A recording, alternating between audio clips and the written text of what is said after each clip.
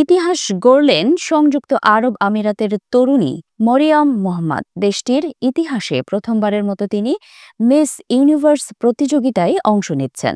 ২৬ বছর বয়সী মরিয়ম এবারের আসরে আমিরাতের প্রতিনিধিত্ব করবেন থাইল্যান্ড অনুষ্ঠিতব্য মিস ইউনিভার্স ২০২৫-এ। কঠোর বাছাই প্রক্রিয়ার মধ্য দিয়ে শতাধিক প্রতিযোগিতার মধ্য থেকে উঠে আসেন মরিয়ম। সম্প্রতি তিনি জয় করেছেন মিস ইউনিভার্স UAE ২০২৫-এর খেতাব। মরিয়ম শুধু একজন সৌন্দর্য প্রতিযোগীই নয়, তিনি একজন ফ্যাশন ডিজাইনার, সমাজকর্মী ও অনুপ্রেরণার প্রতীক।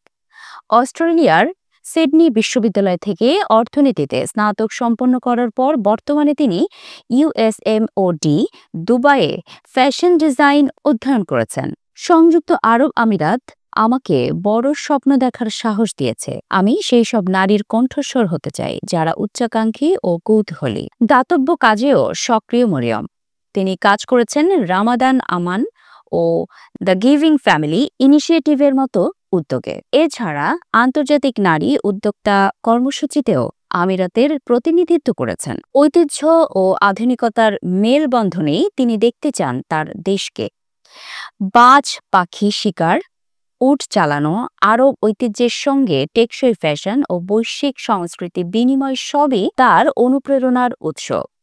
মরিয়ম বলেন, আমি চাই আমিরাতের নতুন প্রজন্মের নারীরা আমার মাধ্যমে অনুপ্রেরণা পাক।